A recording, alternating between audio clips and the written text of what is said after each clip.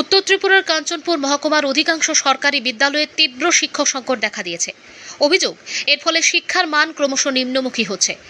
Shantipur high স্কুলের primary বিভাগে শতাধিক ছাত্রছাত্রীর জন্য বর্তমানে শতাধিক ছাত্রছাত্রীর মাত্র 3 জন শিক্ষক রয়েছেন। তাদের মধ্যেও একজনের বদলির নির্দেশ জারি হয়েছে।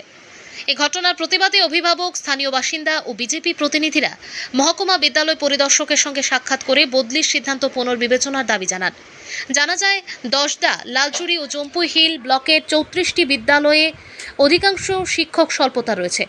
কাঞ্চনপুর মহকুমা বিদ্যালয় পরিদর্শক সঞ্জয় দেববর্মা সমস্যার কথা স্বীকার করে জানান, বিষয়টি ঊর্ধ্বতন কর্তৃপক্ষকে জানানো হয়েছে।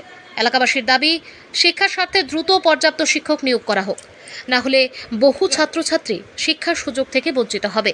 কাঞ্চনপুর প্রতিনিধি রিপোর্ট, প্রতিদিন ত্রিপুরা। কাঞ্চনপুর এলাকাতে শিক্ষক স্বল্পতা এখন থেকে না, অনেক দিন থেকে। আমাদের এখানে ডেপুটেড স্টাফ অনেক জায়গাতেই কাজ করে, কিন্তু স্যালারি হচ্ছে আমাদের থেকে। আমি অনেকবার নক করেছি, কিন্তু এখন আমাদেরকে যদি যে ডেপুটেশন আছে তাদেরকে যদি ফিরিয়ে দেওয়া যায়, তাহলে আমরা মোটামুটি 90% সব নাহলে 80% বা 60% সেল করতে পারি।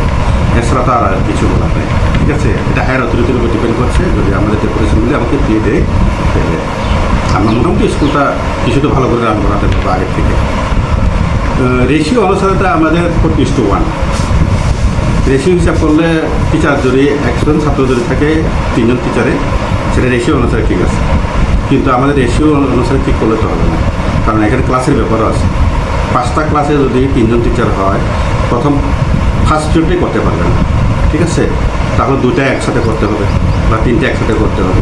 তাহলে অ্যাটলিস্ট 5টা টিচার, 5টা যদি ক্লাস থাকে, 5টা টিচার তো দরকার আমাদের, অন্তত প্রথম রোল করার জন্য।